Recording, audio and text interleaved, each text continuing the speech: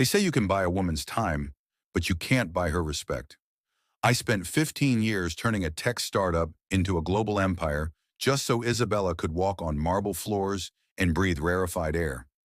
Most men would kill to have a woman like her on their arm, and for a long time I was one of them. But if you look closely at a perfect life, you'll eventually see the cracks where the poison leaks in. I thought I was building a sanctuary. Turns out I was just funding my own execution.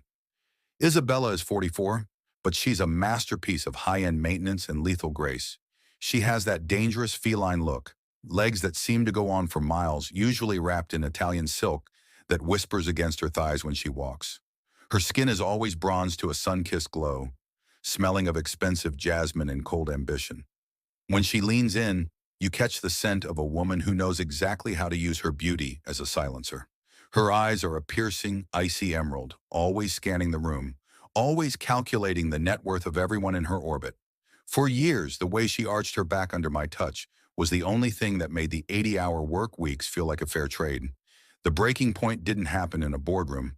It happened at my brother's engagement dinner in our Manhattan penthouse.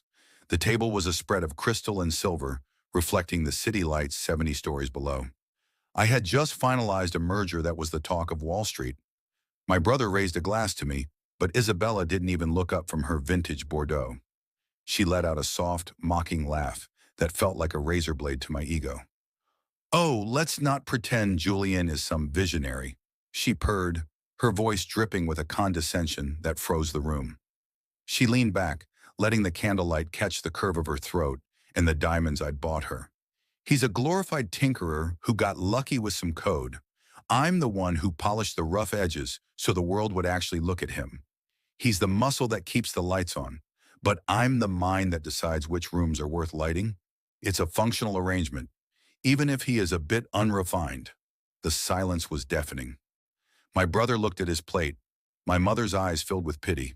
Isabella just arched a perfectly groomed eyebrow, looking immensely satisfied with her own power. In that moment, the heat I'd felt for her for over a decade turned into absolute zero.